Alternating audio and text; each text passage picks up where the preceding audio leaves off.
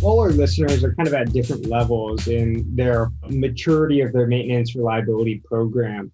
So I'm curious from you, if you have any tips for someone who wants to set up the beginning foundation of a lubrication, fluid analysis program within their company, within their organization. What do they need to be, truly successful and very effective with deploying this fluid analysis program? You can't just decide I'm going to do fluid analysis and simply start pulling samples and send them to the lab and expect a great return on investment. One, it's really important to identify and understand what the goals of your fluid analysis program are. If you're just wanting to monitor component health, well, that's one test package that the lab is going to perform for you. But if you're also wanting to optimize drain intervals, then there's a few more tests the lab needs to include. Make sure you understand the goals that you want, communicate that with the laboratory so the laboratory can be sure to set up the correct test package profile, if you will.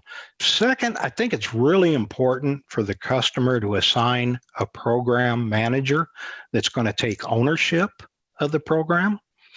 Somebody that's going to make sure that samples are submitted correctly, that somebody that's going to follow up on the results. For smaller organizations, it might be a shared responsibility. Training is so important when having a correct and a successful fluid analysis program. Folks need training on how to properly take a sample. They need training on the method that the sample will be obtained. Three common types of pulling a sample is a live port sample for pressurized units, a vacuum pump where you use a drop tube down through a dipstick and pull the sample, or a drain port sample where you're just collecting the flow of stream from the oil as you drain the oil. You need a process map of what you're going to do when the sample results are returned to you. How are you going to react to them? What severity levels are you going to react to? And training is not something you deliver once and forget it. It needs to be reoccurring. It's real important when you select the laboratory that you're going to use. There's some questions that you should ask the lab and do some research on. Are they an accredited lab? Are they reliable and repeatable in their test results? Find out about their data analyst. What type of experience do they have? How many years have they been doing this? How familiar are the data analysts with your specific industry?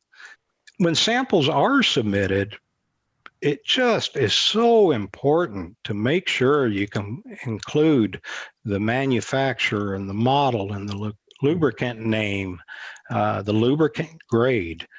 Doing that will make the recommendations and the test results so much more accurate when the customer receives them back. Because if the customer just tells us it's a gearbox, well, that's one set of flagging templates.